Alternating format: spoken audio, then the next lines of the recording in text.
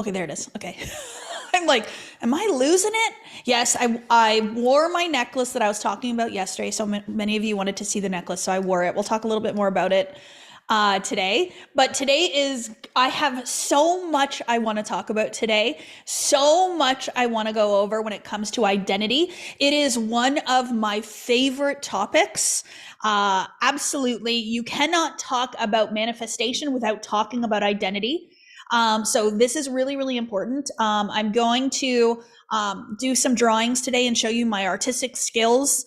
I think we got to get me set up with some sort of like pad that I can actually draw. But anyway, we're gonna do it. But I'm gonna show you some visuals today, and these are just things from my head, so you can see like how I visualize some of these things. Oh, I'm not kidding about my artistic skills. I think I'm quite talented. Anyway, this is so fun. I just finished the self in House of Manifestation. Oh, so good, Marty. Like, yeah, the self is a 3-part mini course I did on identity. And it is powerful and profound. And it's in our House of Manifestation, which I'll talk about what House of Manifestation is tomorrow for all of you. I don't want to start talking too much about that stuff. I want to give you the content. Okay. So yesterday we talked about the how. And truly, the how is a certain way of being. The how is actually a way of existing with your 3D reality in order to change and move the energy. So you will take different action, of course, but there is no step-by-step plan. And I used the puzzle analogy. So many of you loved that. There isn't an exact way to put a puzzle together. There isn't step 1, step 2, step 3, step 4. Every single one of you will put that puzzle together differently, in a different order and in a different way. And even if I were to go back and do this all again, I wouldn't do it exactly the same way. I would do it in a different way, and I would end up at the same place. The end result is whatever you choose to be your puzzle, whatever you choose to be on your vision board. And the more you believe in that, the more that will be true. Yesterday, I had a beautiful call with my inner circle, and there's maybe 10 of them in the inner circle. Anyway, we had a beautiful small session, a mastermind session yesterday, and one of them was talking about, well, how do I do this and how do I do that? And I was like, okay. So then I mentioned the puzzle again, and I said, this is how I see you. I kind of see that you're doing the puzzle, but while you're putting the puzzle together, you're second guessing if it's going to work. You're second guessing if you can do it. You're not quite 100% sure that that is the cat on the front of the box, that it's going to be that in the puzzle itself. And I said, so it's actually who you are being when you are putting this puzzle together that means the most. So we want to be super empowered. We want to be confident. We want to have faith, and we want to sit there and be like, puzzle, I got this, instead of the puzzle ruling you. So I thought that was a beautiful little way of showing how it's not always about the actual thing that we're doing, but it's the way we're being as we approach that thing that's so important. There was some homework yesterday. Did anybody spread some love yesterday? Did anybody decide to be in a state of being of love? If you're on Zoom, please comment in the chat and let me know. You can even tell me what you did do to help you tap into that feeling of love. And if you're on YouTube, please comment on the YouTube too and let us know. You express love towards your toddlers, which those teenagers, they can be a challenge, right? Sometimes they can get a little hard to deal with when they want to go this way and that way. My favorite thing to do is to compliment random strangers. I love that so much. Took my granddaughter for a walk. Yeah, walked with my adult son on the beach. Isn't that beautiful? I made dinner for my family. I looked at all my pictures of my kids. They've all flown. They're all independent and on their way. But I had a moment last night. I went to go check on Mason and see how she was doing. She's 11, and we're going to the Olivia Rodrigo concert on Saturday. And she was in her room having a shower, blaring Olivia Rodrigo. And I thought, oh my gosh, she is so grown. Like, it just feels like yesterday that I had her. And she's just such a beautiful young girl. So it just made me feel good. But then it made me realize, oh, how many more years of this do I have? with her before she's like, Mom, I'm out of here. So just treasuring every single moment that I have. So I'm glad you guys tapped into that feeling of love. That feeling of love, how you feel, is so important. I'm going to talk about that today when it comes to identity. It's super, super powerful. I had a thought last night. I was thinking about the work that I do and the way we are here at Diamond Academy. And there is a certain way of being. There's a certain way of showing up. And I think it's important that that we talk about it a little bit, because when I first started in this journey 4 years ago, when I started teaching manifestation, like, people had no idea what I was talking about. It was like, what do you do? What do you teach? Tell me more. Now it's so much more common. It's 11:11 on my phone right now. 11:11. Good numbers. But the beautiful thing about that time was that I had to really not care what anybody thought of me. And I really had to decide that I was going to be taking my own path, that I was going to go in my own direction. Jamie Kern-Lima says something along the lines of, what if you aren't, I can't remember what she says, something along the lines of, what if you aren't different, but you're going first? And that's what I feel like. What was so powerful about my journey was I was okay with going first. I was okay with stepping outside of the box and being like, no, you think it's going to take you 20 years to build a multi-million-dollar business? I think I'm going to do it in a couple years. My beautiful friend Contra is back on our team. So she's back working with us. And Contra and I met in 2020 at a Bob Proctor event, a live in-person Bob Proctor event at the very, very beginning of 2020. And I sat next to her at a table. And I remember sitting there as the version of me that I was in that moment, telling her what I was going to do. And I was like, oh yeah, I'm going to do this. I'm going to do that. I'm going to do this. I'm going to do that. I'm going to be, diamond pin holder. I'm going to make millions of dollars. I'm going to change people's lives through this work. And she sat there listening to me and she was like, okay. And then she watched me do it. Right. And that's the power of this, right? Is that I had to say, you know what? I'm okay with going first. I'm okay with blazing my own trail. I'm okay with being an innovator. I actually just got an award from the International Association of Top Professionals for being Top Innovator of the Year. And I went, yes, I accept that. I will accept that belief about myself. Because if you're someone that is an innovator, you're somebody that sees yourself as outside the box, going first, blazing a trail, it is an identity. What would be the opposite? What would be the opposite identity? To be a follower.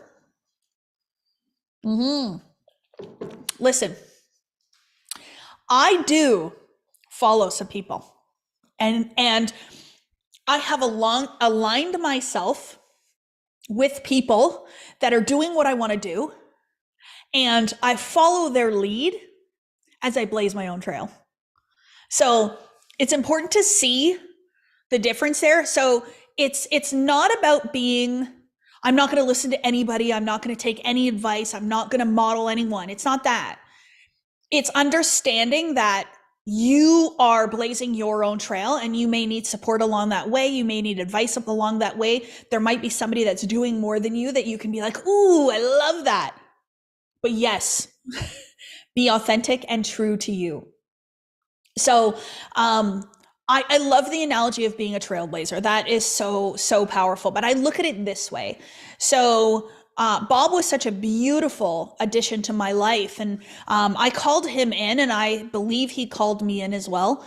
The last 2 years of his life was an important time for him. And it was an important time for his legacy to continue on and for this information to continue on. And so was it by accident that I manifested him in my life and that he manifested me in his? No, I truly don't believe that. I believe that it was important for this information to be continued in a way that is needed for this time and this period. And now we are moving into the feminine. And I don't mean women. I mean, we are moving now into feminine energetics. We are now taking, we had such a masculine way of being and doing. Many, many women, including myself, have grasped that masculine energy. and gotten to that hustle and that grind. And now we're adding the feminine balance back in. And this is where true ascension and elevation is happening, when these two energetics are coming together. So we are doing that beautifully now. And this is what this work is for. But for Bob to have come into my life when he did was so beautiful, because I blazed my own trail, but he already kind of trimmed it for me. If you think about it that way, right? So I think about, I used to go to the park when I was a kid, and there was this pathway across the grass. It wasn't like a man-made pathway. It was like literally from people walking that way over and over again. And we used to cut across, going there. And if nobody had done that before, it would have been cutting across a field, and it would have been kind of harder to go. I feel like he just made that pathway nice and smooth for me to kind of go behind. And then I did it in my authentic, genuine way. And I really do have blinders on. So if you ask me about so-and-so in their business, or so-and-so teaching this way and so doing it, like, I have no idea. I don't know what anybody else is doing. I know what I'm doing, and I know what I'm being called to do. And I really am in my own lane, paying attention to my own trail. And it's fun in that way. And have I had people the past 4 years that have been inspired by me and have done things that I've done? Of course. We've had lots of people that have actually taken some of my pictures and used them, and some of my graphics and the names of some of my events and things like that, and have taken it. But what I would just say is, how can you be uniquely you? Because I think authenticity and just finding your own way of doing what we do is so powerful and important. And that's what sets me apart, is that I really, really try to make things my own. And so how can you make something your own? You can be inspired, but just make it your own. I think that's so beautiful. So my team and me, we work in this place that not a lot of people are okay with working in, but we are. And I call it the unrealistic. Okay, the unrealistic. So, there's this quote that I saw one day. It says, be unrealistic, expect miracles. And I was like, yes. Like, what is realistic anyways? I have no idea. I am totally unrealistic, and I am totally delusional, and it's working out for me. So that's where I hope you guys are okay with stepping into that. Your only limit is your own mind, right? So if you can't see outside of what you've normally been able to see, you'll never do it. If you cannot see it, you will never do it. So it's truly about saying, oh, you think that that's going to take you this long? I think it's going to take me this long. I read The 4-Year Career in 2018, I would say. I read The 4-Year Career. So that's a book about network marketing. And somebody wrote it, and they said that you can build a really substantial business in just 4 years. You can build a beautiful career in 4 years. And from when I first read that book, I went, wow, only 4 years? Like, I was just in university for 9 years. So if you're telling me that I can build a career in network marketing in 4 years, I'm in. I'm all in. But who I am today, in 2020, I was like, 4 years? You're telling me it's going to take me that long? That's what I mean by unrealistic. Yeah. I made my first million in 7 months. In 7 months, because I let go of the belief that it was going to take me 4 years. Okay. So we're not in a rush. Nature does not rush, but it is always on time. We are not in a rush. But what if I actually had one of my millionaire students make $1 million I did it in 7 months. She did it in 4 months.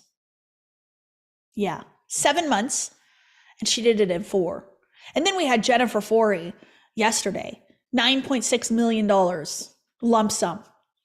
So this is what I mean by living in the unrealistic. And I love the expect miracles, because when you start seeing miracles as your everyday way of being and existing, right? Then it becomes average and normal. I see things constantly and regularly happen that I don't even react to now. I'm like, yeah, not surprised. Of course. This is the way I talk to people when you tell me. I say, oh, of course, not surprised. I'm so happy. And that's truly, and one thing you'll hear me say all the time too is exactly. Exactly. Like Eric Bigger says, it's miracle season. Well, Eric, yesterday, we did a beautiful workout, and he said to me yesterday, he said, you know, Kathleen, I've never seen someone think something into existence. He's like, you will say it to me, you will think it, you'll say it to me, and then next thing you know, you're texting me and you're like, oh, it happened. I'm like, I know, because I believe I'm that powerful. I believe in this material so much. You cannot convince me otherwise.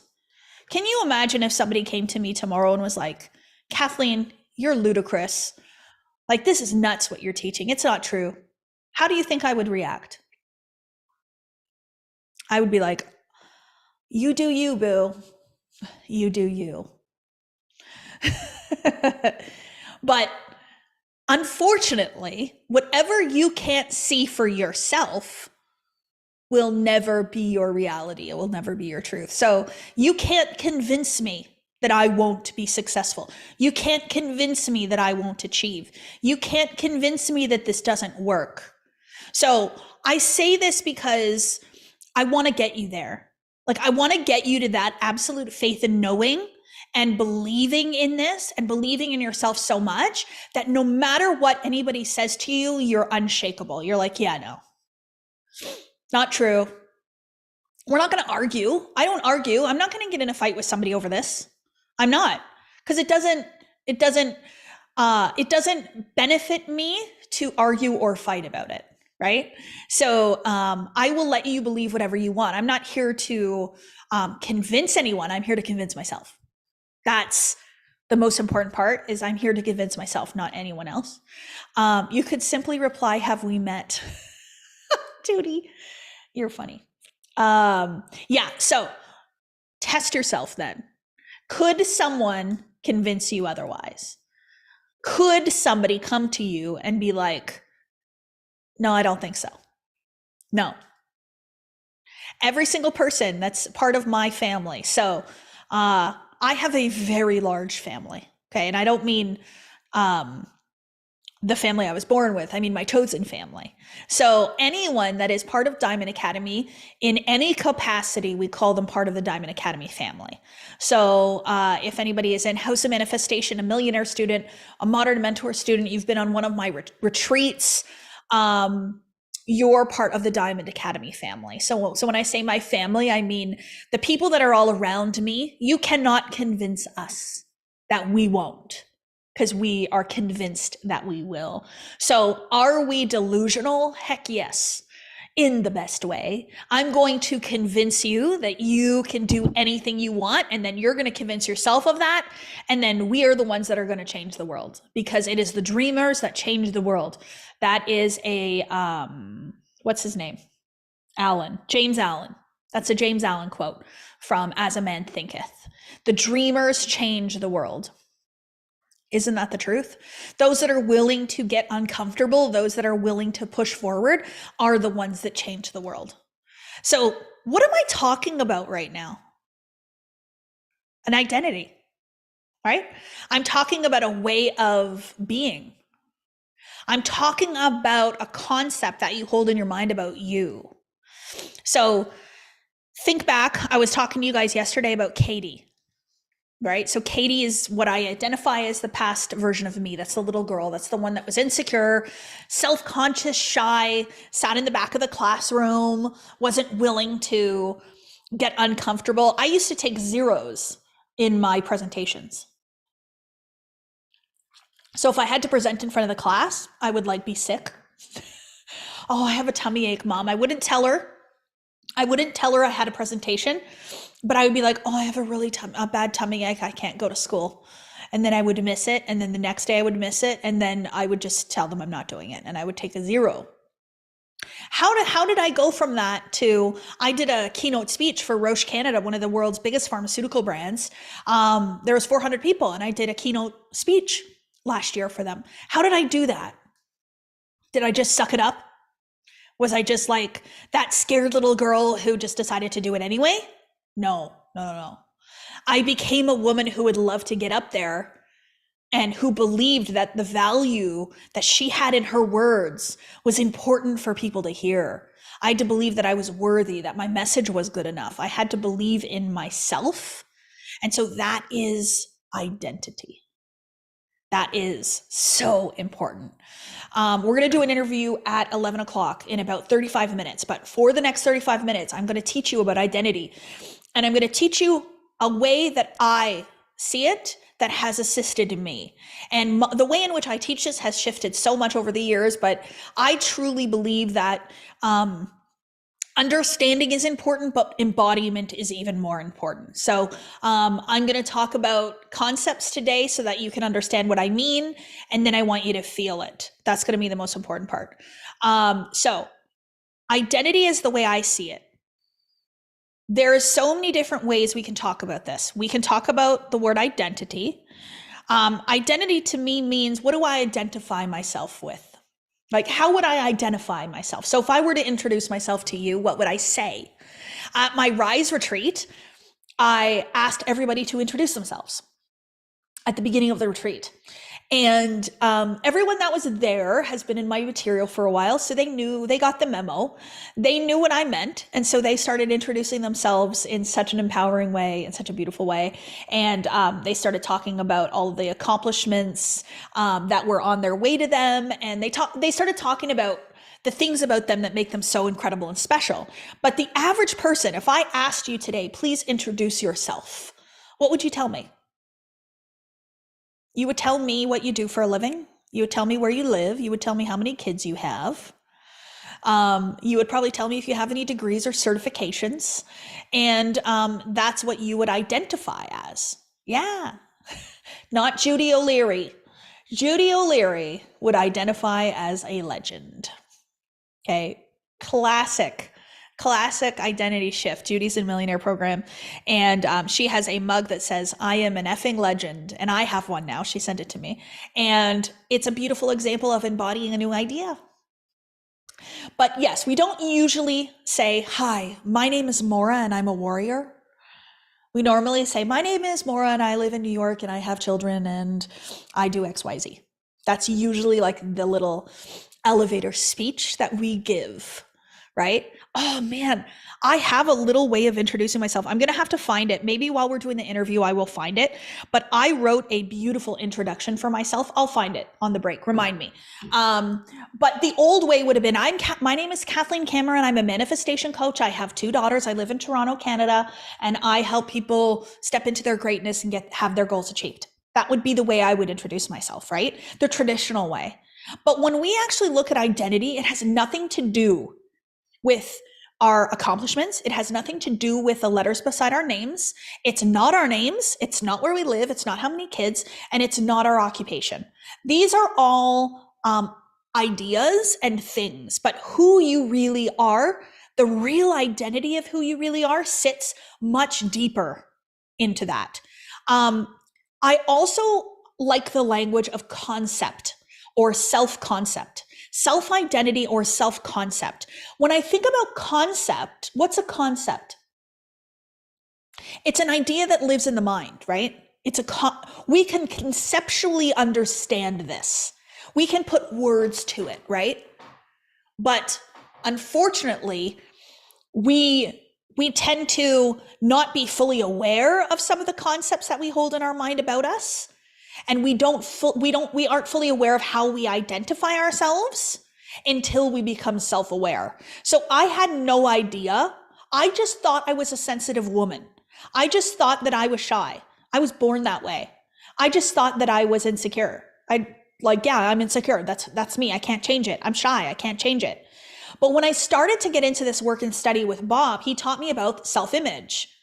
And there is a book that actually says that your self-image is your success mechanism. And I was like, oh, tell me more about this. And it's like, well, the image that you hold of yourself is like the thermostat. So if you set the thermostat to 70 degrees, it can't go higher. Like the temperature's not going to go higher than 70 degrees. Your thermostat is going to keep you at 70, right? Okay, that's great. But how do we change the thermostat? Because I don't want to be 70, like I want to be 85. I want to be 90. So we want to change that. So we have to change the image we hold of ourselves. But I don't love the language self-image. I'm all about using words in language that feel good for me, that I can understand. An image to me is like, image is a picture. It's something I see. And so for my entire life up until 38 years old, 39 years old, I thought I was an image. Like I thought I was my body. I thought I was what I look like. So the color of my hair, the size of my body, the color of my eyes, how white my teeth were, whether or not I had tattoos, whether or not I had a stomach that stuck out, all were important. How I looked made a difference. I believed that my visual representation and the way I showed the world who I was who I was. I don't believe that anymore. I really don't believe that anymore. So that's why I don't use the language self-image, because it's not the image that you hold, it's the idea that you hold about you that's important. So when I say self-concept or I say identity, that's what I mean.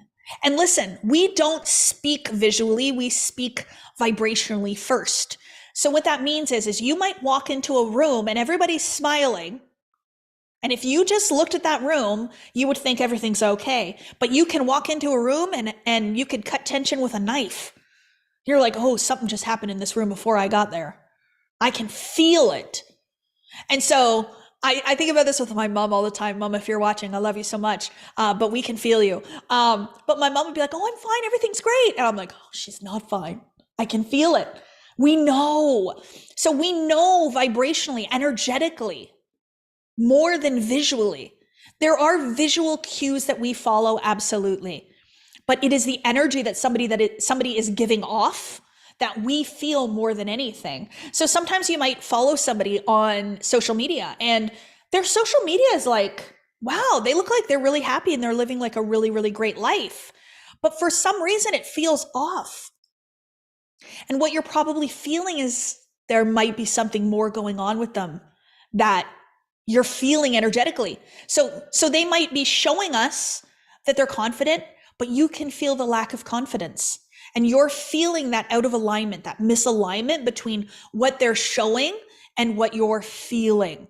So imagine if we all trusted the feelings that we had, right? Trust the feeling that someone's giving off instead of what their words might be saying or the visual representation. But trust that energy is felt first. We communicate in energy before anything else. So why is that important to understand when we talk about identity and self-concept? Because that identity and self-concept has a feeling. So it's not about who you are, it's about who you think you are. And when I say who you think you are, it's not what other people think, it's what you think. Now, a lot of the times we accept what other people think as our truth, and then we think it. So I said in my first book, Becoming the One, I didn't know that my body was a problem. Okay, I was like 7 years old. I didn't know my body was a problem until the outside world told me it was. So I was like happy and content in a chubby body, living my best life. And it was when somebody said, your body is wrong, that I went, oh, my body's wrong? And I started to change the way I saw my body. That didn't come from within me. There wasn't this feeling of, oh gosh, this is wrong. I shouldn't be like this. That came from outside of me. But it was the moment I accepted the belief, though. It was hearing the messages and accepting it. Then what happens is the more that I started to say my body's wrong, my body's ugly, my body's gross, I started to recreate that experience. And there was that feeling of shame within my body when I went anywhere. And so if people feel, what were they feeling? Shame, right? One of the best testimonials of this work that I've ever experienced from outside of me, somebody commenting on mine, was actually Bob. When I first met him, I went to his studio in Toronto to get my silver and gold pins. And when I walked into his studio that day, it was the first time I met him. I had done this work for about a year at this time, and I had let go of any negative beliefs about my body. I was probably 300 pounds at the time, and I loved myself. Like, I was like, oh man, I can do anything. My body is not holding me back anymore. I was on fire, excited. And I walked in there, and he looked at me, and I felt a thought. I felt him think something about me. And the old version of me first went, uh-oh, is he thinking about my body? And then I went, no, I actually don't care what he thinks. I'm so proud of what I've done. I am confident and I am incredible, and I'm just going to move forward. So in that moment, I just shifted a little bit, and I just let that day be what it was. And that day was phenomenal, incredible. I will forever remember it. But what was really cool was after Bob wrote the foreword of my first book, Becoming the One, he called me and he said, I wrote the foreword, and there's something I didn't put in there, but I want to tell you. And I said, okay, tell me. He goes, that day that you came to my studio, that first day, you walked into my studio and I had a thought about you. And I went, oh, I felt it. I knew you did. And he's like, and I want to tell you what that thought was. And I said, okay. He said, Kathleen, that was the first time in my life. So he was 86 years old.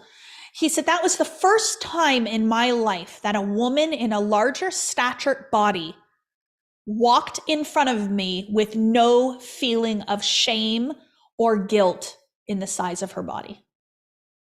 The first time in 80 something years that he ever felt that. And that was because of him. He helped me to release that. So if there's something about you that you're holding on to in your identity, let it go. It is not truth. So for me, it was the size of my body. For you, it might be, somebody said something about a physical immobility. It may be a physical immobility. I had a beautiful transgendered woman come to me and let me know that my talk that I did in Miami helped to reveal that she believed being transgendered was wrong, that it was a flaw and something to overcome. And in that moment, she said, what if it's my superpower? What if it's what makes me stronger? It makes me more powerful. It makes me unique. That's it. It might be your age. It might be your intelligence. Maybe you think that you didn't graduate from high school, and so that means that you're not good enough. Let it go. It might be where you were raised. It might be how much money you have in your bank. It might be the color of your skin. It might be your gender. It could be anything. It could be sexual orientation. Doesn't matter. Whatever the flaw is that you think you have, this is where I want you to drop it. And I'll go even a step further with it. When I first started working out with Eric, he asked me, he said, so Kathleen, like, what is it about you that you were able to fall in love with your body regardless of being fat? You know, that's the word I got called my whole life, is fat. And I just said to him, listen, being fat wasn't wrong. It was believing that being fat was wrong. That was the problem. Like, stop trying to fix problems and just dissolve the problems completely in your own mind. Let it go. And then, you know, people will come to me about the whole health thing. Well, it's unhealthy to be fat. Okay, well, it can be very unhealthy to be thin also. So are we talking about the way we look, or are we talking about health? So now I am the healthiest that I have ever been. The healthiest that I have ever been. And I'm still in a curvy body. And I love my curvy body. I actually don't even want to lose my curves. I think they make me sexy and voluptuous. And so now it's like, I'm going to behave in a healthy way for me. And I'm not going to care what other people think, right? So this is really powerful and really important. And Tommy said something in the chat, and I want to say this. I'm just a spirit in a male body during this reincarnation who happens to like men. And Tommy also has physically changed the way in which he appears over the years as well, having, had some of the same issues related to body image as well as me, being told that your body was wrong and then, spending your life trying to fix it to just realize it was right the whole time. But if we actually look at what we actually are, right? We are not our bodies, we are in our bodies. And so then what are we really? We are the awareness of. So we are what is aware of our bodies. We are what is aware of our thoughts. We are what is aware of our feelings, et cetera, et cetera. So the true identity of what we really are is unconditioned awareness, is spirit, is soul. And so the important thing there is to understand that what you really are has no gender, has no size, has no race, has no intellect, has none of the things that any of us think are important. Unconditioned awareness. So when we say that we are a spirit or we are a soul having an incarnation in these bodies, that's what that means. So unconditioned awareness means that when we were first put into these bodies, we didn't have these preconceived notions or ideas, that we were unconditioned, and we became conditioned through our experience. And so this conditioning is how you think of you now. I am this, I am that. So all I'm asking you to do is to challenge the conditioning and say, well, what if I think differently of myself? What if I go back to the way I was when I was a baby or a toddler? Man, when I was a kid, I was absolutely fearless, nothing but joy. We used to play and we used to imagine and we used to have fun and we used to think we could do and be anything. We literally were free. And then over time, we started to enter into these prisons of our own conditioning. And so now we have an opportunity to change it. It doesn't matter what age. Remember, you are not your age. It does not matter. We have some beautiful, beautiful spiritual beings that are like in their 70s in our energy that are thriving. If you're on here and you want to share, please, in the comments, you can do that. But what I want us to really understand then is that this self-concept or this identity is changeable. You can be whoever the heck you want to be. You literally can. And just because you've been a different way all your life does not mean that you can't be different. And when I think about becoming a confident woman like I am now, it's not that I'm being someone that I wasn't. It's just I forgot that I was so confident. I forgot how empowered I could be. And now I'm remembering. It's a remembering. So The Best of Yourself, my newest book, is all about remembering who the heck you are. Remembering that you are spirit, that you are soul, that you are awareness. And then remembering that the intellectual idea of in the mind about you isn't real anyways, and it can be changed and moved at any time. And then remembering that the capacity to be confident, to be love, to be spiritual, to be innovative, to be an icon was always there. So it's a remembering of all of those things. We're not actually like going to go anywhere outside of ourselves to get it. We're actually going to go within ourselves to get it. I want to do a quick little drawing and show you why this is important. So the identity that I hold of myself has a feeling now. So Kathleen Cameron, KC, I call her $100 million Kathleen. She feels a certain way. And I can tap into how she feels now because I know it. I've identified with it. I've asked the question, who is KC? And this necklace is like a representation of it for me. So when I put this on and I see it, I'm like, oh, there she is. She reminds me of her. And so I can remember the feeling of her. But I did an exercise at a retreat last week where I sat in a chair and I was Katie. I went back to being Katie. Whew, I didn't like it. I was like, can we put me back in that other chair? I don't like this one. And they were two chairs facing each other. One was like the inner child me, and then one was the empowered me, who I am today. And I was like, Can I go back over there? I don't like this chair.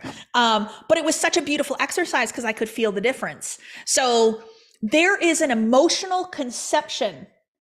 There is an emotional conception of the idea of who you think you are, right? So who you think you are feels a certain way. And that's what people feel. The way you feel, people feel it. And so the universe responds energetically to that feeling. This is important. So it's not just an idea in your mind, it is a vibration. So vibration, we use feeling words to describe it, remember? So we use sad, happy, inspired, lonely, depressed, excited, I'm on fire. We're describing different vibrations that we're holding, our energy is actually holding. So the identity or self-concept that you think you are has created your life based on the vibration you're in. So let me do a little artistic rendition here. I'm not even calling it a drawing. We're doing an artistic rendition. Can you guys see this? I hope YouTube can see it. Okay, thank you, Lee. I can see you giving me a thumbs up. Okay. So I want to create, oh, they've moved things around here. Oh man, I was like, I'm going to do so well. Oh, here it is. Okay. So let's look at it this way for a second here. So this is the idea that I hold in my mind about me today. Okay, let's not say me because I want to give you an example of somebody else. So let's say this is the idea that you hold of you right now. So this idea that you hold of you in your mind in this moment right now has a feeling, right? So let's say this idea of you is like, well, my business isn't growing. I haven't achieved enough success yet. I feel a little bit like I'm a failure. Maybe I'm overwhelmed and I'm stressed and, things just aren't working out for me. I'm a little bit displeased, whatever that might be. So let's say that's you, right? That emotional conception is a vibration. And that vibration is like this, low and slow. So let's say that's our emotional conception. Your emotional conception. That's the feeling of who you are today. The idea creates the feeling. Then you take action or not based on that feeling. So if you don't think you're worthy, you don't think you're good enough, you don't think you're successful, you're not going to take action. You're going to be like, why bother? Or you take the action and you're like, I'm going to do it just because I should, and it's not going to have the outcome that you want. So that created, what did that create for you? That identity. This is interesting. They updated this. This has created the life you live. It has created the life you live. This is law of cause and effect. So your consciousness creates your reality. So your reality, every effect has one cause, and that one cause is your consciousness, who you think you are. Even to the point of the people that are in your life, the friendships that you have, who you married, the house you live in, the job that you have, whether or not you had kids, all of that was a culmination of decisions that you made based on who you think you are. So now what happens if we want to create a new life? I'm like, ooh, I'm not super satisfied with this one, and I want to create a new one. I want a bigger, grander life. I want an extraordinary life. This is what I said. I said, I want an extraordinary life. Oh God, you guys, extraordinary life. Okay, I want an extraordinary life. Did I spell that right? Yeah. So what do I got to do to get that extraordinary life? Can I stay this version of me over here? Can I stay in the old idea? So let's think about any rags to riches story. So somebody that had no money, that was living on the street, maybe they were living in their car. What do they always tell you? Every time they tell that story, they saw something different in themselves. I decided to see myself as a superstar, a pop star, as a world famous actor. I decided to see myself as blah, blah, blah, blah, blah. They did not believe that their current experience was going to be their current experience. They believed in something different. Yeah. And they knew they needed to be different. So then what we're going to do, and this is where this work is we're then going to go back here to the idea, and we're going to ask ourselves, what's the question, you guys? You know it.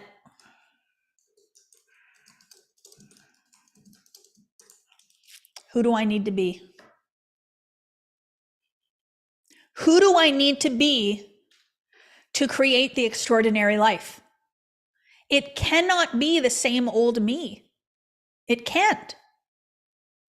So then this is where the identity work comes in. We say, okay, so if this is the life I want, who is it that I can become in order to manifest that life, in order to create that life?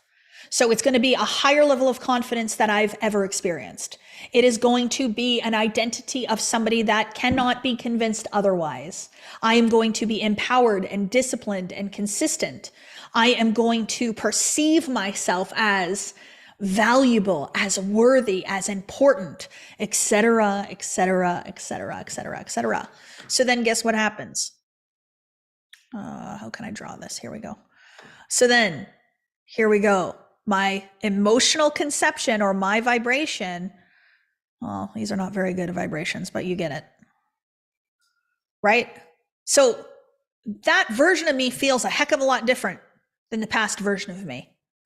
So one of the things I hear from you guys all the time is you'll say things to me like, holy, I wake up every day and I am so in love with myself and I cannot wait to start talking about my business. I can't wait to start talking to people. I'm going to networking events and I'm going live on Instagram and I'm doing this and I'm doing that, blah, blah, blah, blah, blah. What happened? You changed the idea that you hold of you, which made you feel different, which then had you act different, which then created a different outcome.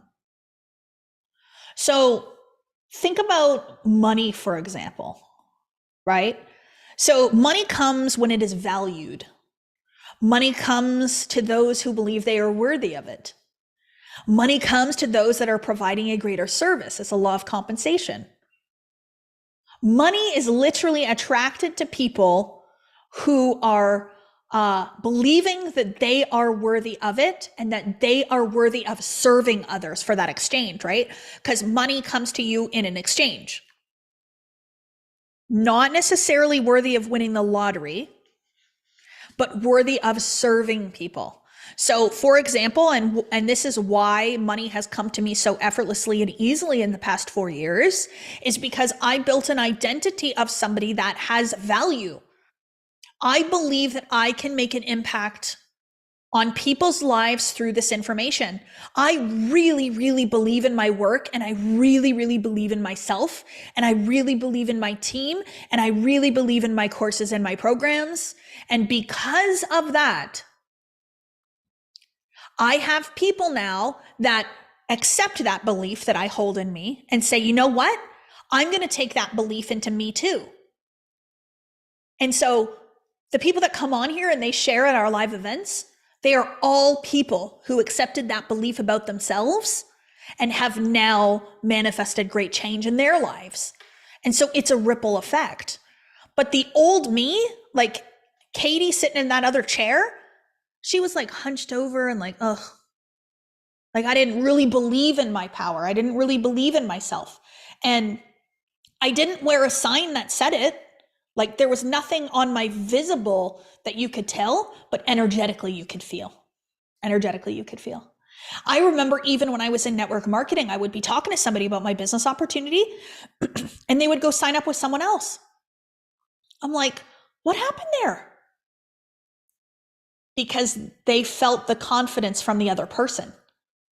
They were like, the other person actually believes in themselves more. Like they probably didn't intellectually know that that's what they felt, but that's what happened there. They signed up with somebody who believed in themselves. So can you see how this identity, this concept of who you are, it makes all the difference in the world. I'm going to erase this in a second. So if anybody wants to take a picture, do it now before I'm erasing it. And then I'm going to draw you one other one real quick. How do I clear it? Clear. Okay, clear all drawings. You can always go back to the recording. I want to give you one other little visual here. I think this is important. So, where do I draw shapes? Okay, so we're going to do a circle shape this time. So let's say that this is the idea that you hold in your mind right now of you, okay? So you have an idea in your mind intellectually. It's a concept that you're storing in your mind about who you are in this moment. That idea is a culmination of many, many things. So it's a lot of memories. It's a lot of past patterns and programs. A lot of it is in your subconscious mind or unconscious mind, which means that you're likely unaware. So you're unaware of the way that you are, or you're unaware of why you believe you're that way. So why did I think I was shy? I don't know. I had no idea. I just thought I was shy. So I had the awareness that I was shy, but it wasn't until I dug a little bit deeper that I was like, oh, I get why I was shy. I was told that my body was ugly and gross. So I decided my coping mechanism would be to hide myself, to not be visible, to not be seen, that it was bad or wrong to be seen. And so I adopted the identity of shyness in order to hide myself, decreased visibility because of criticism. So I can see where the pattern started and where that became just my natural state of being and part of my identity, right? So all of these things, all this identity work can't be done in like 2 days. My Millionaire program is a complete reprogramming of your subconscious mind. It takes 6 months. So you can imagine how much there is for us to reprogram. It's exciting, actually, if you think about it, because the more things that you reprogram, the more things that you change and shift, the more possibility there is for you to change your outside world. But this idea, right? So this is what's in the mind. So it's present. It is what you currently think, all your assumptions and your ideas. So what ends up happening from there then is we do what from our ideas? I'm on cap locks and I don't like that. I'm going to move it. We think from these ideas. So the thoughts that will automatically come, and sometimes we call them automatic negative thoughts or ants, they come from the idea that we have stored about ourselves in our mind. So I automatically will think a certain way. So if somebody asks me to go somewhere, go to a concert, my first thought is going to be, no, that makes me uncomfortable. Too many people, I'm going to be too visible because I believe I'm shy. Get rid of the shy idea, and I believe that I'm empowered and I love to go out and have a good time and I love to be seen. You invite me to a concert, I'm going to go, oh, I'd love to. So we think from our ideas. Then we what? We feel from our thoughts. What we think about has a feeling. So sometimes you might feel the feeling first before you realize the thought. So somebody might call you and they might tell you a story and they might tell you something and you are like, oh, I'm mad at you. You have no idea why. You're upset. Your feelings are hurt. You got to go back and find the thought. So what was the thought that actually has you feeling that way? And then we take or do not take action based on the way in which we feel. What I will also just remind you too is that every action has a feeling associated with it. Okay, so there is a vibration in every action you take. So when you run a business and you take action in your business, maybe it is going live on Instagram, or maybe you open your store in the morning, or maybe you go to a networking event. Whenever you do something, you have a vibrational equivalent. You have a feeling, you have a vibration associated with it, and that determines people's response to you, which is very, very powerful.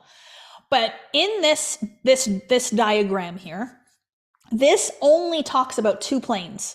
We exist on 3 planes. We exist on the spiritual plane, the intellectual plane, and the physical 3D plane. Okay, so what that means is we operate in 3 different planes. This only talks about the intellectual mind and the action. The mind moves the body. We know that. The body will not do what the mind does not tell it to do. How do we know? Because when someone goes brain dead, the body is immobile, completely immobile. So the The brain is like the computer software that runs our body, which is really cool and really powerful. But the spiritual plane is the most important plane. And so the way I see it and the way that I draw this for myself is that there is spirit and source energy flowing to and through us at all times. And so the way in which we direct that source energy is through our intellectual mind and our physical body.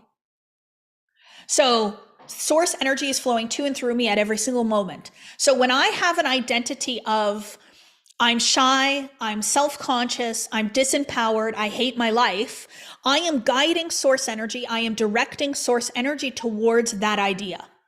So then I think thoughts of I'm not good enough, I'm not worthy, I'm unsuccessful, I'm a failure. And then I feel feelings of that. I take action associated with that. And then the universe says, yes, I will continue to give you things that are in alignment with that idea, and I will continue to give you no success. So then when I plant a new idea in the seed of my mind, the subconscious mind is the womb of creation. So now I'm going to implant a new idea. I'm going to implant the KC idea. I am empowered. I am strong. I am worthy. I have value. I'm an icon. I have incredible influence for the good of all. I am here to make a difference in the world. I am here to help people to elevate and to rise. I start to think new thoughts, feel new feelings, take new inspired action. I am guiding source energy towards this new idea. And the universe says, yes, Kathleen, you are empowered. Yes, Kathleen, you are worthy. You are valuable. You are important. And that's where the world around you responds differently. And this is why you cannot change your outside world without changing first your inside world. Does that make sense? Yeah? Okay, take a picture before I close it down. I always get, can I get a picture of that? Can I get a picture of that? So this is the importance of this work. It is more important than this, than anything else, in order for you to change the reality that you exist in today. Somebody reached out to me last night and they said, Kathleen, I got to know, tell me, how on earth did you create a business that does, let's say $1 million a month? And I said, consciousness work. I use the same strategy today that I did when I made $100,000 in a month. It is all consciousness and identity work. It is all about who I think I am. So what is the best of yourself? What is the next grandest version of you? And that's who we want to become in order to create the reality outside of us that we want to observe. After this, I'm going to talk about being a vibrational match and how important that is. But first, we're going to interview Susie. Jennifer Underwood, are you ready? I'm also going to find the little way that I introduce myself now. I'm going to find that for you guys on the break too. Jennifer Underwood is a beautiful member of our team. She's also our client ascension coach. So she does some coaching within our Diamond Academy Millionaire program. And she's going to interview Susie, who has a very beautiful story to share with you guys. And I will be listening, of course, and then I will hop in at the end. Take it away, girls. Thank you. Thank you so much, Kathleen. Wow, I have goosebumps from that last talk. Beautiful. Susie, how are you, my friend? Okay, so Kathleen just described my journey. I'm so excited to have you on the call today and for everyone to hear your story. I'm really honored that I got to meet you in person. I don't even know if the team knew that, but I got to meet you in person last week in Arizona, which was really beautiful. But I think you have such a beautiful story. And it's so interesting what Kathleen was talking about this morning. She started out perfectly by talking about true ascension is when masculine and feminine come together. I'm sure you heard that because that is a part of what my journey was and your journey. And that's why I think our connection happened. But true ascension is when masculine and feminine come together. So I'd love, and today is Susie's 1-year anniversary in our community.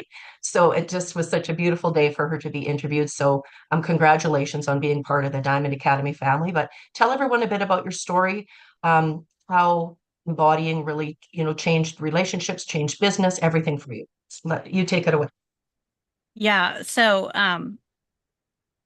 literally, like Kathleen just described my journey. So I'm going to fill in the gaps. The puzzle was perfect yesterday because I am, I'm a business owner and I help people start businesses. And when I came last year to Diamond Academy, I had the outside of the puzzle. I had all the edges that I couldn't fill in the middle. Because when you just work in masculine, you're doing the things. I teach how to do business. Like that's doing the things. We have to do the things. You can't not do the things. But, and what I share is I was missing the me, the identity, the person behind the inside of the puzzle. Like everything that she's describing. And it's so funny because talking about source energy, I'm like, I was called to share on this event. Like the how event is like, people are like, how are you doing this? I showed up. I became who it is that I need to be. And now I have a thriving, successful business. But before that, I just had the shell. So it's like you can't do the things without showing up, stepping into that identity of who you need to be. And that's why when I came into um, Millionaire last year, I had Kathleen on my podcast and I even told her this. I'm like, I'm hitting my head against a wall. I'm like, why are things not working? I'm doing the things.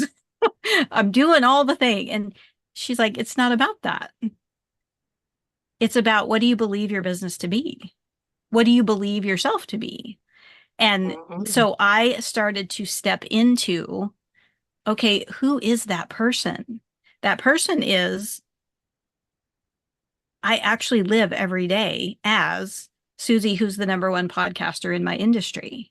I show up that way. When I record an episode, there's millions of people on the other end listening to it. Do I have millions of people right now? No, but I do have millions of people listening to me. It's In there. happening. And I've seen manifestations happen. So this last year, one of my visualizations is I want people to talk about my podcast.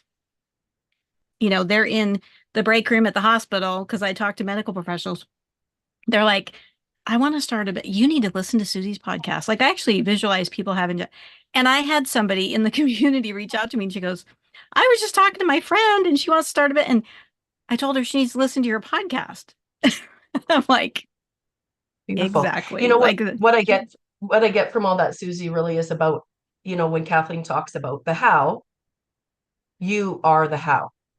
Okay, you had all the action steps in place, you had the masculine things in place, but you are the how. So now implementing the imagination and this feminine energy, it's changed everything for you. So talk a little bit about the embodiment and how important the embodiment, when I recognized within you when you first started in embodiment sessions, that masculine energy, and I said to you, I know the missing piece.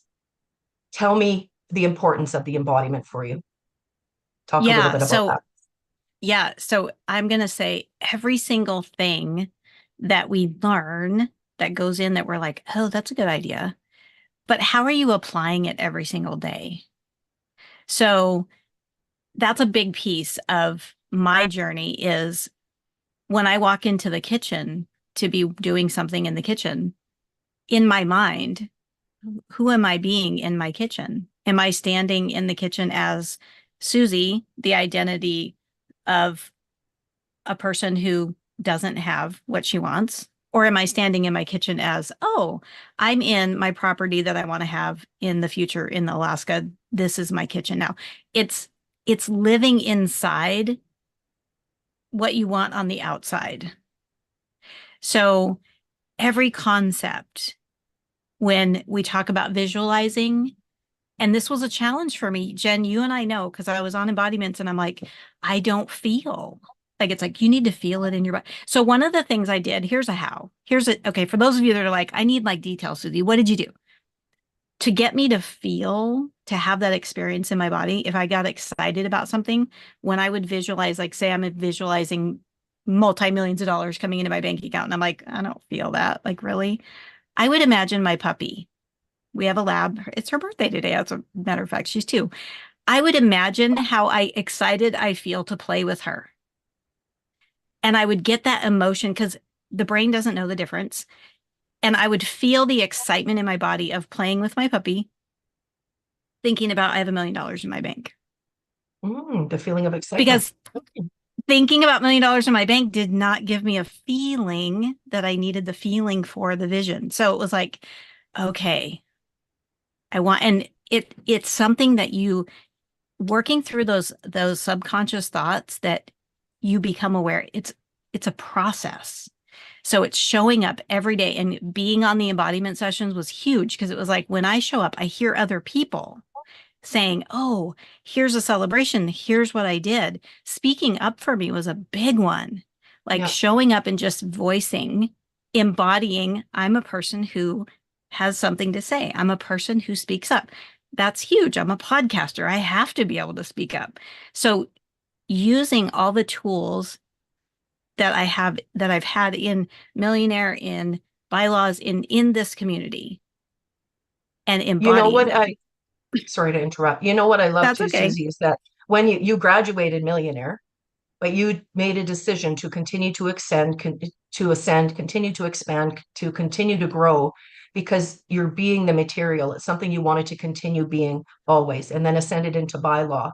So I think that's really important, knowing that you knew the material started to grow and learn, but you knew there was always more, which I really love about you. Um, I'd love for you just to share a little bit about what's happened in your business as far as bringing your husband in. That was a manifestation for you. So I'd love to hear a little bit about that. Thank you for reminding me. I've had so many things happen that I it's know hard for me to keep up sometimes. I'm like, it's hard to what's fit it all happening? in a short segment too. So I'm I trying to know. go to the most. Yeah. I appreciate that too, Jen. Yeah. So last year, my husband was working a full-time job and we had a plan. I'm going to talk to you people about planning. I'm the planner, the masculine side. Like, okay, when we get to this point, then you're going to leave your job and then we're going to do it. And like, we had this whole thing and I let go of all of that. And I was like, nope, it's going to happen. The whole goal in my vision was that he would take over podcast editing for me and start doing everything so that it could go off of my plate. And he actually now, whenever I say something, he's like, just manifest it. It's like the other day I had a doubt. I was like telling him, I was speaking this doubt out loud, and he looked at me and he goes, just manifest what you want. Love it so much. Love it so much. It's part of the ripple effect when we can impact our spouses and the people around us. It's so beautiful. So he's a part of your business with you now. Yep. Tell me a little bit about tell me what's next for you, Susie. I know that you're completed bylaw now. Tell me what's next for you in your journey and your coaching and your continued growth of expansion. Yeah, so my biggest thing in the world, this is the collective consciousness, we're serving others. I just want to be an example and just say, you know what? We can do anything. And I love what Kathleen said earlier. Our unique perspective is unique. So for me, it's I'm now an action taker. I take inspired action. I speak up. That's my new identity. I'm not going to stop speaking up. I'm going to keep sharing in with the ripple effect. Yes. So I really want to impact the world in be who you are and don't stop growing. Yeah. Just keep Yeah. being who you are because it's remembering I am this person who's a successful business owner who has the #1 podcast, who is doing everything that she wants to do. I'm just remembering her. She's always been here. And that's what being a part of this community has helped me do is with support and encouragement. And I'm going to say, this is like a success story, but there's a lot of tears involved in that whole journey. And it's a real thing. We have to grow, heal, feel to heal, which I know is another thing. And I'm just going to say what Kathleen always says, because it's a mantra that I follow. When you're embodying this, always ask, what would I love? When a negative thought pops in, I go, what would I love? And it takes me right back out of it. And then I'm like, yeah, I'm going to think about that. Yeah. So that's been a huge how for me. Beautiful. Beautiful. I love that you really embodied Kathleen's material, and even what you were saying there about being real, being authentic, coming from a place of love. That's what Kathleen teaches. And that's a ripple effect to the team. That's a ripple effect to all the clients in the community. And I'm just so honored to be a part of it, alongside her and all of the students here, and you, Susie, just to watch your growth. And thank you so much for taking time to chat with everyone on here today and let them hear your story, to see what is possible for every single one, because we all have a unique journey. And yeah, thank you for being here with me today. Thanks, Jen, Hey. so much. I'm You're just gonna welcome. pop in real quick. It's asking if I want to unmute myself, but I think you guys can hear me. Yeah. Yeah. Susie, you sent me a voice note earlier this morning, and you got very emotional in the voice note. And I just want you to summarize why that emotion comes up for you when you think about this work. Yeah. I didn't talk about myself. That's what was missing. I didn't have a voice in my life. I was a medic in the Army, was in Iraq for a year, and lived the identity of PTSD. Mm. Mm. You don't share because it's emotional. You cannot put your guard down because other people can be injured. Like, you live this completely defense life. I'm okay. I'm good. And so I went into life that way, where you don't share because being vulnerable is weak.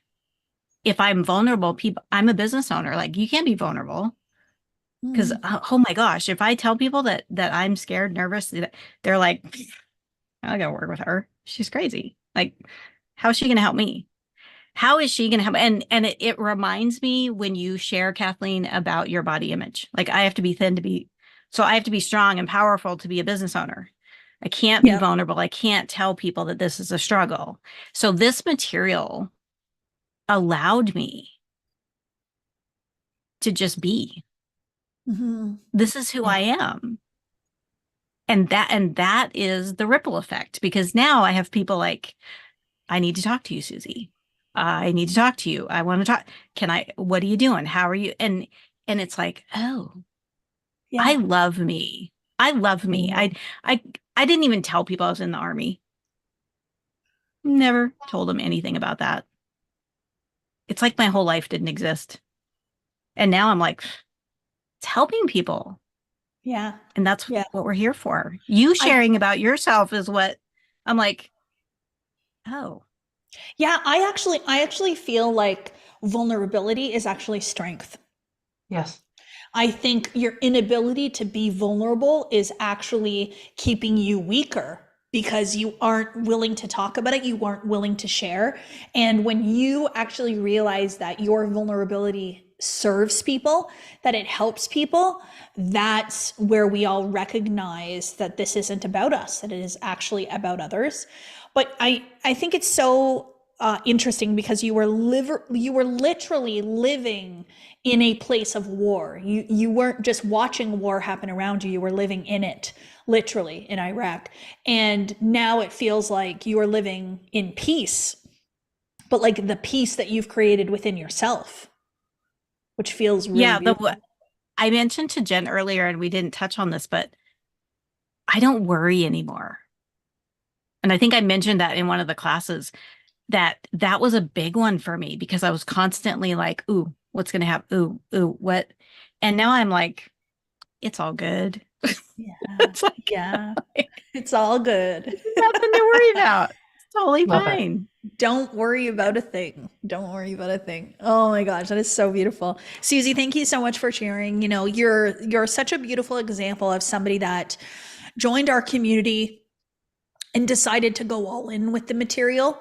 And you have shown up for yourself through this entire year, and it's been really, really beautiful and inspiring to watch. So for all those people that you're impacting, you know, the more you serve others, the more you help other people to elevate, the more that you will elevate yourself. I really do believe that to be true. So you're doing the work. I'm super, super proud of you, and I'll just keep watching you soar and watching that podcast get millions of downloads. Thank you so much. Oh my gosh, Susie, we adore you. Thank you so much, beautiful. Thank you, Jen. Well, Um, I love these interviews because you get to see people and how they are actually moving their energy to change their lives, and they take risks and they switch things. I think one of the most fun things is when you yourself change your life, start your business, but it's really, really beautiful and inspiring when it has a ripple effect on your family. I'll never forget when Chris retired from his full-time career to work for the business. I felt so proud. I was like, I did it for myself. Now I did it for him. And, you know, here I sit with Diamond Academy. It's truly a family business. Like, I have my mom in my business, my sister in my business, my dad in my business. Chris in my business, even Reagan, my little one, she's 9 years old. She says, Mommy, I can't wait until I can work in Diamond Academy. And that just makes me so incredibly proud. But I had to step into a woman who has created something like this to be able to change the course of my family's life through this work, which is important. I wrote a couple of things down while Susie was talking, and we're talking about the how, of course. And I hope that I've given you a beautiful diagram of the how being you and how that works. But you know, I heard this from Neil Donald Walsh, and I thought it was really beautiful. He says, we have two responsibilities, and God has two responsibilities. And when we are fighting for God's responsibilities, we are in a state of perpetual resistance, and it is inefficient, and we are wasting our time, and we are literally trying to control the things that we cannot control. So our responsibilities, Neil says it this way: we got to get up every morning, and we got to get dressed and be the elevated version of us. Okay. So the first one is to get up every day. Decide, today is a new day and I'm going to show up. But the second responsibility is to show up as the grandest version of ourselves. It does not serve the world for you to show up second guessing yourself, not believing in yourself, hesitating, waiting, not making a decision. It doesn't serve anybody. It doesn't serve you, it doesn't serve your families, and it doesn't serve the greater collective consciousness for you to show up that way. So your responsibilities are to get up and show up and to be the grandest version of you. If we do that, isn't our success inevitable? So what are God's responsibilities? The how and the when. Okay, so if you believed that, if you 100% believed that God's responsibilities are the how and the when, what sort of freedom would you live in your life? So for example, okay, so the when, I know without a shadow of a doubt that everything I ever wanted is already here. I am already her, and I will experience it in the observed world 100% without a shadow of a doubt. So I might not be observing it right now, but I have an absolute knowing that I will observe it, and I don't care when. I don't care when. So what's the opposite of that? I don't see it and I want it to be right now. Please give it to me now. It's not there. I want it now. Oh, it's not coming fast enough. It's not here. Where is it? I need it now. What am I doing? I'm trying to take God's responsibility as mine, and I'm trying to control it. And do I know better than God knows? No. So just give it back. Just give it back. I am okay with when it comes. Now, I have some hacks on making it come faster, of course, but so, you know, I'm gonna give it, but then I have some hacks. I'll tell you those. Don't worry. Maybe I'll tell you those tomorrow. But the how is not up to us. But don't also don't let this be a reason to sit back and wait forever and not take action. So I have a lot of people who are like, oh, well, it didn't happen. It's in God's time.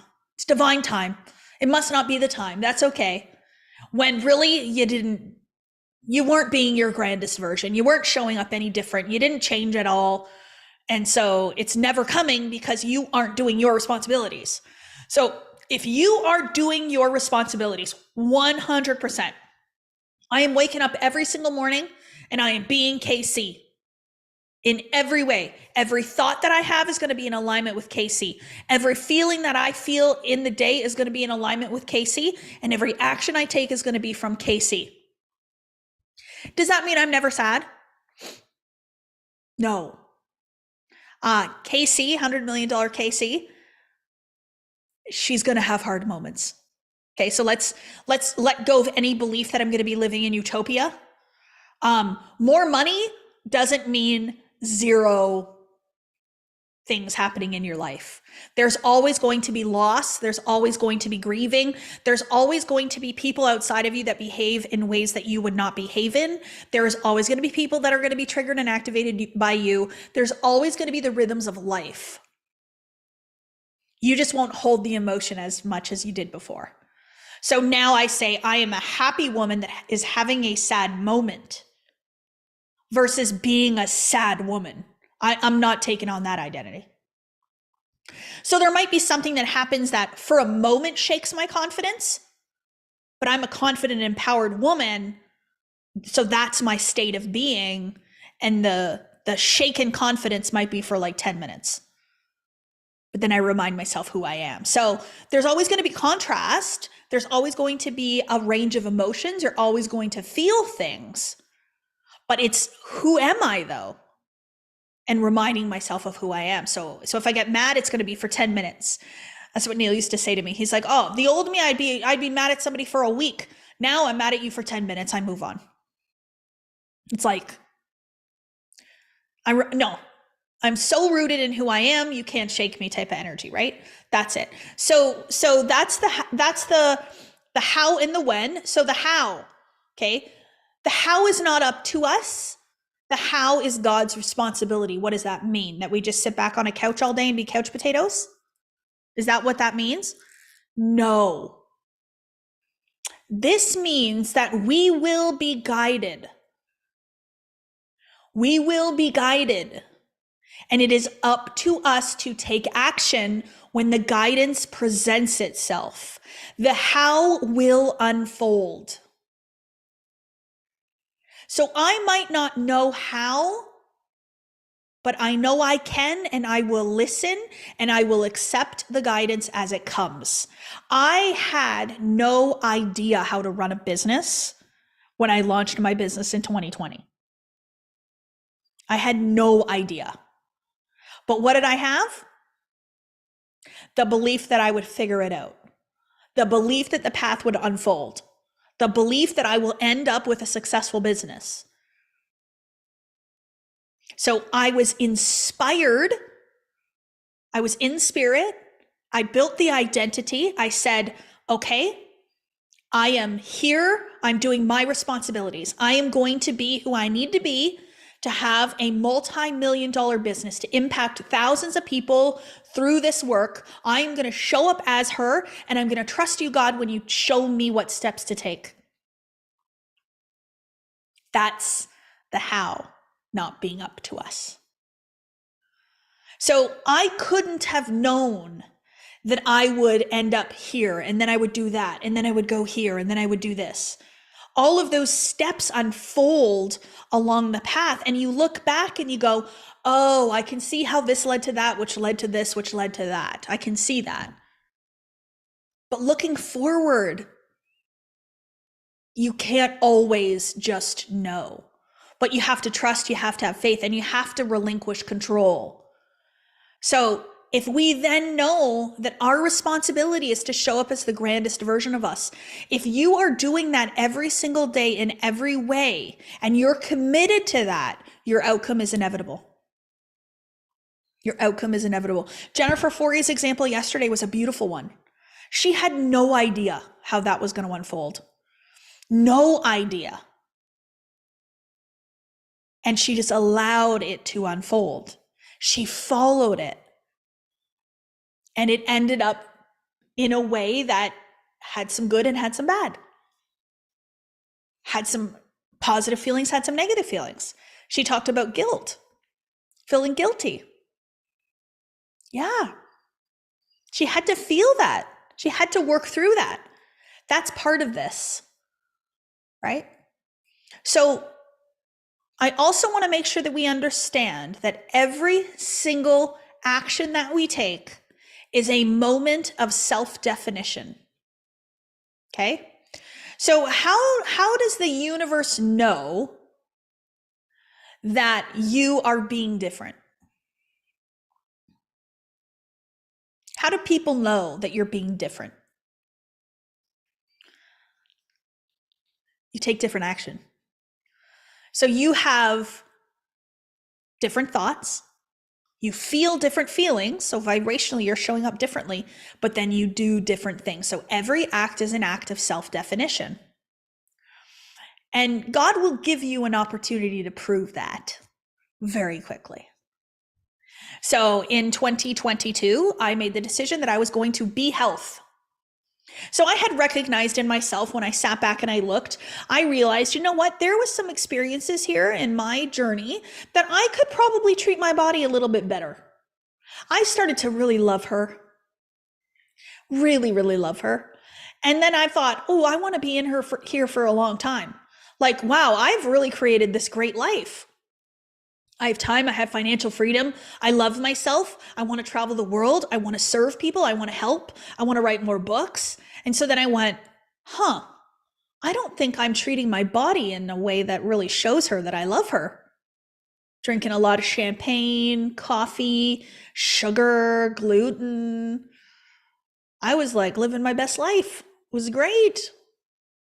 But then I had this thought, what if I really start to treat her well? And I live an even better life, and a longer life, and a more mobile life. And so I started to think about that. How could I become the best of myself even more than I am?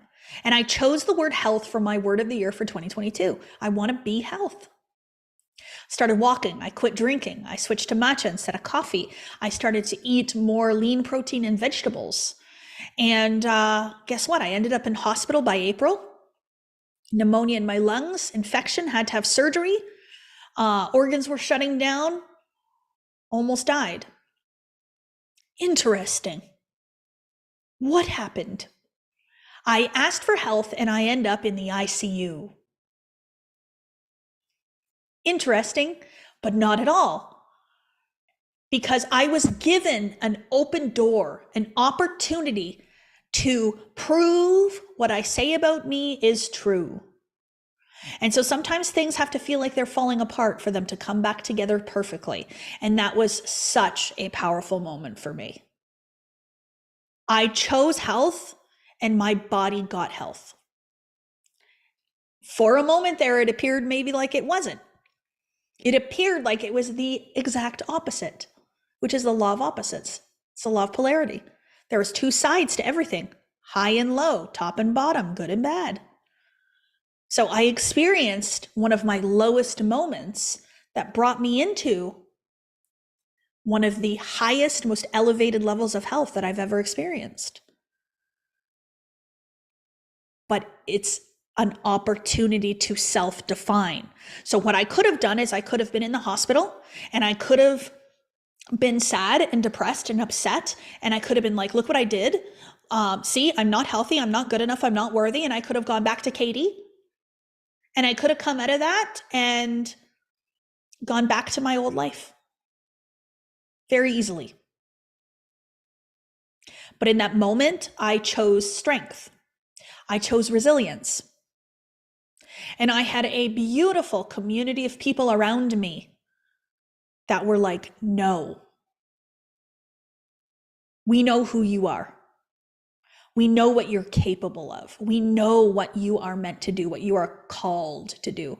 So that community around me helped me to stay the course, to remember who the heck I am in the hardest moments that I've had in my life. And this is one of the things that people say about our community all the time, is that without our community, they likely would have gone back to old habits and ways of being. But when you surround yourself with people that are thinking on an elevated plane, when you surround yourself with people who are saying, what would I love? How can I support you? How can I help you? When you have people around you that are keeping you up here, you don't go back down. So who do you surround yourself with? I saw a reel yesterday, actually, Eric sent me, about how we literally become who we spend the most time with. And he literally talked about like our brain waves actually sync. We actually will use the same mannerisms and the same tonality in our voice. I spoke to Jennifer Underwood's sister on the phone the other day. It sounded like her. Their voices, the same. How could that be? Is that genetics? We become who we spend the most amount of our time with. So you want to be surrounded by people that elevate you. You want to be around people that are thinking like this. You can't come at me with your venting. You can't come at me with your complaining, your gossiping. I will not engage with you, and you know it, right? So who are the people that will let you gossip? Who are the people that will let you vent? Who are the ones that will let you complain about life? Get into our energy is what I would say. Yeah. Misery loves company. Who wants to be miserable and alone? Listen, I don't want to be miserable and alone. I want to be the happiest that I have ever been, surrounded by the world's happiest and most inspired and empowered people that ever existed. That's what I'm looking for. And I couldn't find a community that was like that, so I built one. And here we are. Here we are on here today, 329 people on here. And then we got YouTube too. So it's so powerful. But every act is an act of self-definition. So who you choose to be right now creates your tomorrow. Remember what I said yesterday? If you are displeased today, you're creating displeasure tomorrow. You're literally creating it. So if you want to create something different for tomorrow, it depends upon who you are being today. Right? So what does it mean to be a vibrational match? Okay, this is important. So how do you know how to be? So this is what some people will ask me. Okay, but then how do I know how to be different? What are the ways in which I would be different? How do we know? How do we know how to be different? If who I am today created my today and created my yesterday, then who can I be today that will create my tomorrow? Let's think about this. Your imagination. We have the most powerful tool that has ever existed, and it is called our imagination. It's a higher intellectual faculty, but I think it's actually one of God's tools. It's one of the ways in which we are allowed to tap into source energy. So if we only ever lived by what we observed, we would never be flying in airplanes. We wouldn't be sitting on this Zoom call right now. We wouldn't be driving around in cars. We would have no electricity. So your ability to allow yourself to believe in the unseen, your ability to believe what's in your imagination is what creates in this lifetime, right?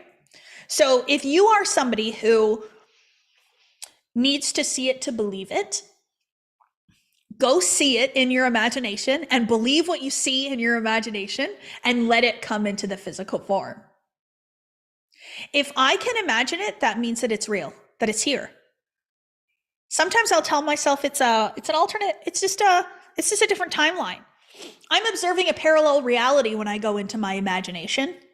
And then I go, oh, there is a reality that exists that I have this. There's a reality that exists that I am this way.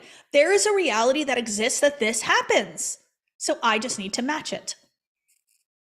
I just need to shift into the vibration to match that reality. So If this reality is you speaking on stage in front of 10,000 people, who desires to speak on stage? Who wants to be a speaker? Say it in the comments. You can say, I would love that. I would love to do that. That's the energy that I do all the time. I would love that. I would love to do that. Yeah. I'm here for it. So if you would love to be a speaker, right? What would it be like for you to get up there and speak on stage about 10,000 people? Let's tap into our imaginations right now. There's so many of you commenting that you want to speak on stage in front of 10,000 people. You would love to do that. So go in your imagination and put yourself on that stage.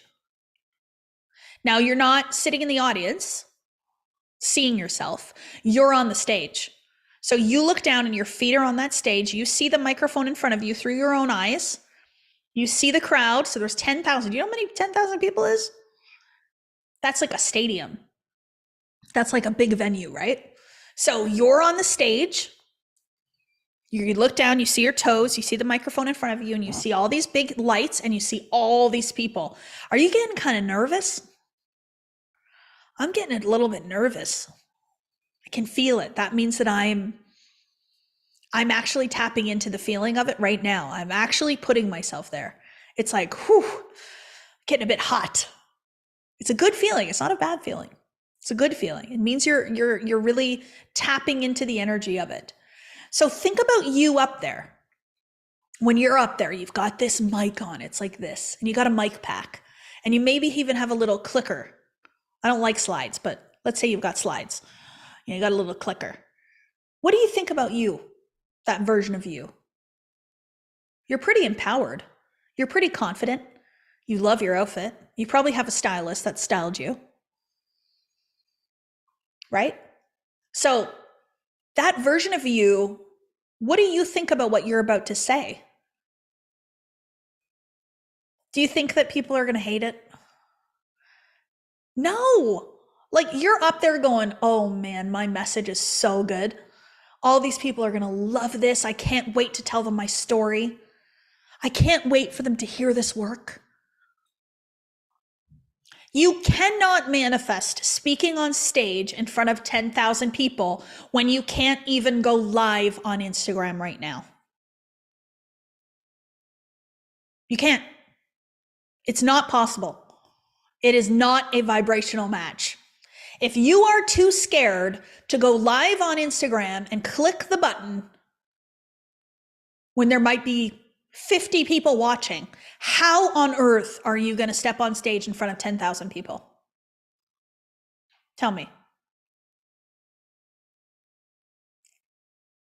It's a disconnect. You're not a vibrational match. So when Susie said that she records her podcast and she is speaking to 1 million people, that means that she is focusing through the eyes of that version of herself. She's focusing through the eyes of that version of herself. So this is the difference here. So we need to say, who am I being in this moment? If I'm afraid to go live on Instagram, who am I being right now? So what would I do? Who would I be if I was the version of me that's speaking on the stage in front of 10,000 people? I would go live on Instagram with ease. And so I'm going to go live. So there's going to be the moment where you got to make a new decision. I'm going to do something different today. I'm going to do it. I'm going to do that live. I'm going to be brave. I'm going to be bold. I'm going to be daring. I'm going to be unrealistic, and I'm going to go live. And so what you are doing is you are practicing being the new version of you, which is really just who you've always been. Ooh, Mia's going to go live today.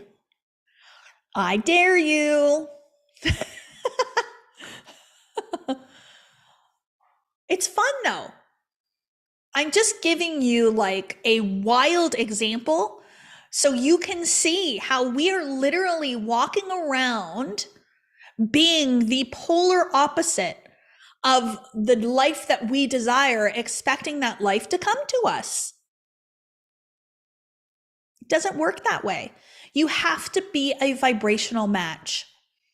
So if you think about the garden, right? Planting a garden in your mind. So what you plant, whatever ideas you plant in the seed of your mind, and you then nurture and you water and you give sunshine, those are the ones that will show up for you in your physical 3D world. You can't plant a tomato and expect a cucumber to grow. Well, I'm sure one day we will do that. We will create some sort of wild seeds that will be like popping out different things. But right now, you plant tomatoes, you get tomatoes. So if you plant the idea of I'm not successful, it's not going to pump out success. Nobody ever said, I never believed in myself. I never thought it was possible for me, and it just came. That's not a story we hear. I don't know how this happened. Like, I didn't think I was good enough, and I didn't think I was worthy, and so it just came to me anyways. No, it's usually, I didn't believe in myself, and I changed my mind, and I decided to go for it. I decided to believe, and then here I am. Right? What is feminine energy? Okay.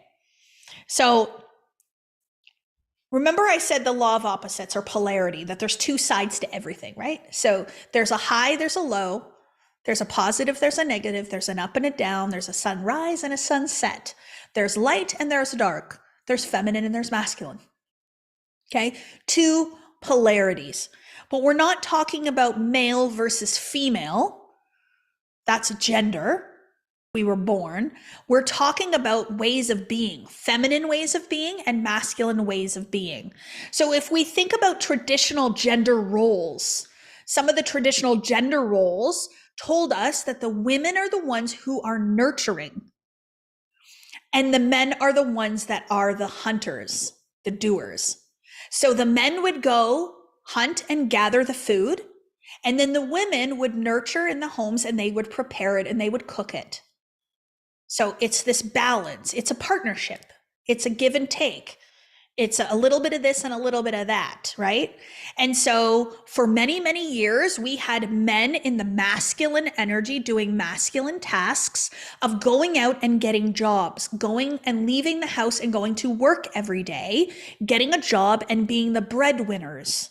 And then we would have women who would be at home doing the nurturing roles. So they would be cleaning the house and making it, doing the laundry and preparing the dinner and looking after the children, the nurturing.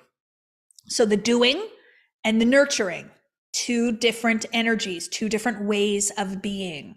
So let's look at how within each of us, how we can tap into both of those energies to be powerful, because we need both the masculine and the feminine. If we didn't have the man going out and getting the job, what food would the wife prepare? What house would she clean? How would there be a house, right? And if the man is out there hunting and gathering and bringing the food back, but there's nobody to prepare it and no kitchen, what do we do? So it's a partnership. We need both of them, right? Not to say that we need both two people, but think about yourself then. You require both the feminine and the masculine in order to build your life. So you still need to go and do things. I have a business. I run a business. I take action in that business. I post to social media every day. But I also nurture new ideas in my subconscious mind. I also nurture the identity of who I am. This is the difference. So now I'm focused on who am I being in this moment? What action am I taking? I'm in my feminine and my masculine, and a little bit of this and a little bit of that. Manifestation is an emotional game. It is. You cannot deny that, because emotions are vibrations, and we attract who we are. We attract the vibration that we are in. So we were traditionally taught that we needed to work really, really hard. You need to get a job, you need to go out, and you need to work really, really hard to make money. And so that's what men went and did. Then women were like, oh, here we go. We want to do that too. We want to have equal opportunity. We want to be successful. We want to make money. We want to go out there. So we're going to do what the men do and be really, really masculine too. And we're going to go hustle and grind. I think about my mother. She wore business suits, cut her hair short. She was only woman in the meetings. She had me. She went back to work right away. She went and breastfed me on her lunch breaks. She didn't want to be any different than those men. She wanted to prove that she could hustle just as hard. And so she did. And she was successful. But now we all have an opportunity to tap into the feminine as well as this masculine. So this masculine is good. We want that energy. We want to be going out there and doing. But we want to now give some of that energy back to the feminine. And so the feminine is spiritual work. The feminine is reprogramming of the intellectual mind. The feminine work is feeling your emotions, right? Feeling your emotions. This is why so many men are now in my energy and where I'm able to influence them positively, because I'm helping them to feel. Us women, it's been okay for us to feel for a long time. And yeah, maybe we felt like it's a bit of a weakness, but now we're like, no, this is our strength. This is our power. And now more and more men are starting to understand that if I take this masculine energy that I have, that's so good, so beautiful, so powerful, and I allow myself to nurture new ideas, and I allow myself to be vulnerable, and I allow myself to tap into my vibrational state, this is where the magic happens. So it's actually the merging between both of these energies within yourself that will help you to quantum leap your life. And then when you're in a beautiful partnership with someone, you both can help each other with those. So there may be moments where I'm going to drop into my feminine right now, honey, and I want you to be masculine and lead me. Great. And then there might be moments where it's time for him to drop into the feminine. You're going to take over and be in your masculine. That's okay too. So in a partnership and in a marriage, we want to have that balance. We don't want to have two very, very masculine people. Nobody's willing to do the feminine. We need to have both. So I hope that little example explains it, but we want to have both. I think sometimes we're resistive to the language feminine and masculine. So you can always switch into spirit versus masculine if that feels better. So to be in the spirit of a thing feels a certain way versus to be in the mechanics of a thing. So am I just doing the do, or am I in spirit first and then doing the do? Whatever language feels good for you. I don't have enough feminine. So let's not say it that way, Susan. Let's say I am open to exploring more femininity. I am open to exploring some of this spiritual work. I am becoming more aware of how to be more vulnerable. I am becoming more aware of my emotions. See just the positive spin? I don't have enough of is a statement in lack and limitation, but when you switch it to I'm becoming more aware of, or I would love to learn how this or that, it's different. And feminine energy is not about wearing earrings and jewelry and pretty clothes and all that. We're not talking about that. We're talking about nurturing new ideas in the subconscious mind. This is the intellectual work. This is the spiritual work. That's what I'm talking about. Yeah. I'm very, very careful in what I tell myself and what I express, what I say. So I'll notice it in moment. I was talking to somebody this morning and I'm like, ooh, I feel my human coming out. And so what that means to me is I'm moving a little bit out of my spirit. I was in a very much state of spirit. I was coming from love. And now I feel myself. I'm getting into my human a little bit. What is that about? And so then I go within and I ask myself, what is it within me that is noticing what I'm noticing, and what is it? The importance of language. Yeah, it's so important. To have attraction, especially a lasting attraction in a relationship, requires polarity of feminine and masculine energies. Absolutely. In everything in life, there has to be a balance between masculine and feminine. There is no way It's not going to work if we don't have that. And it will find it somewhere else. It'll find its way somewhere else. Yeah, that's why they call it spelling. Yeah, you cast a spell with your words. You also cast a spell through your vibration, through the emotions that you are in, through the way that you move or you don't move, through the way that you think, everything. You know, one of the most powerful things I ever heard, and I think it was Michael Beckwith, said that when you describe your present life, you are prescribing your future. So when I describe my life today, right now, that's what I'm asking for. So mind your language. Pay attention to the words, right? But I just want to highlight one statement that I said today. So when you go in and you create that identity of that grandest version of you, the best of yourself, your work then is to focus through the eyes of this version of you. This is thinking from. So don't focus through the eyes of who you are today and go, who can I be? Once you've mapped that out, once you have a feeling of the grandest version of you, you have to start seeing through those eyes. You have to focus your energy through that lens. You have to be that version of you. Yeah. How do we speak our future without not telling the truth? I can think it, but when I speak it to others, they wouldn't understand. They wouldn't. Really. So if somebody were to ask me today, Kathleen, tell me about your current business. How are you doing in your business? I would probably say, okay, right now, my business does XYZ. But the truth is, my business does $100 million a year. That's who I am. I say it in that way. So if they're not in this material and they're not in this work, then they're not going to understand. Like if I were to say to you right now, my business makes $100 million right now this year.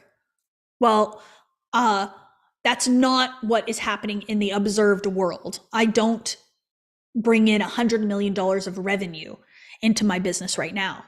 But I absolutely know I'm $100 million Kathleen. The impact that I make is 100% $100 million Kathleen. I know it. I feel it to my bones and to my core. And everything around me is telling me that. But you're going to think that if I say that to you, you're going to think I'm lying. You're going to think that my business makes blah, blah, blah.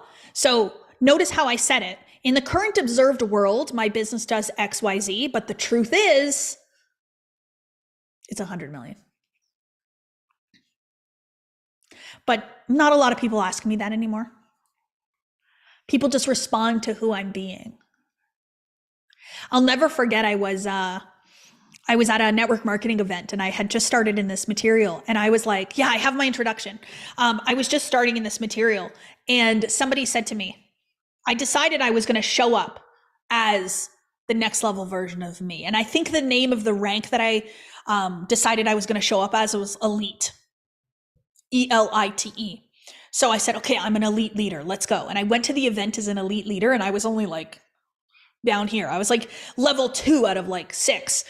And, but I went in there in the energy of elite and somebody came up to me and went, oh my gosh, I didn't know you were an elite. When did you get to that rank? And I was like, the moment I walked in this room, I decided I was, that's it. And so the universe responded. I didn't say I was. They felt my energy and they thought that I was. So that's powerful. Okay. This is my introduction that I created for myself. Okay. My name is Kathleen Cameron. I am a soul who entered this beautiful body to live a vision of empowered collective consciousness through love, faith, and embodiment. I am strong, confident, and persistent, and I have committed my life to this work. That's my intro. So how would you introduce yourself? From the grandest version of you. So powerful. Tomorrow we're going to do Q&A. So if you have questions, please save them for tomorrow. Send them to my team. But remember that this is about tapping into a version of yourself that you've never been before. Because if you've been this version, you would see this life outside of you. So it's going to take that you get uncomfortable. It's going to take that you do different things. Take bolder action, more daring action. What would an icon do? What would a highly influential person do? What would a teacher in an elevated position do? Yeah, I'll give you hacks tomorrow too to speed up your manifestations. But I'm telling you right now, the faster you're willing to step into that version of you, the faster your manifestations will come. So what can you do today to be bold and to be daring and to step into that version of you? One of the things that happens in my DMs the most, and I will totally be upfront and honest with you, people will reach out to me and they will say, Kathleen, I've been following you for a year. I've been following you for 2 years. I've been watching you. I've been seeing you. And I'm like, okay. They're like, but I've never taken a course, or I've never spoken to a member of your team. I've never spoken to a manifestation mentor. And they know who it is. They're like, oh yeah, my manifestation mentor is Deborah, but I've never spoken to her. Why not? Like, is that something that you would do as the grandest version of you? Would you just sit and watch and wait? No. And even Shannon Beardsmore on my team, she watched and she waited for 2 years. And she avoided getting into this energy. And now she is so empowered and so inspired and runs our house of manifestation. Her entire life changed because she made a new decision to be somebody else. So maybe it's getting onto a call with my team today. Maybe it's going live on Instagram. Maybe it's sending me a message and say, I'm done waiting. I'm done waiting. Hesitation is an energy that creates. Right? Hesitation. What's the opposite? Urgency. So you're in one or the other. You decide. I am not hesitating. No hesitation here. I am going for it. I am a very driven woman. I will say this. I'm probably the most driven woman you will ever meet, which means I know I'm going to get everything that I desire, which means you're going to get everything you desire, because I only win if you win. And I know that. I know that game. We are going to play a beautiful song. We played a little bit of it in the morning at the beginning, but we're going to play the whole song today. For those of you that are on YouTube, it's called Alive by Sia. And I'm being intentional with this song because I want you to feel the feeling of the aliveness coming through you. When you live your life alive every day, it is different. When you are in spirit and you are in flow and you let God work through you, when you allow yourself to step into that grandest version, that is the most powerful. So please do the questions in your workbook. Do something today that the new you would do. And then tomorrow I will do Q&A. We'll talk about some of the hacks, and then we will talk about what we have open for enrollment tomorrow.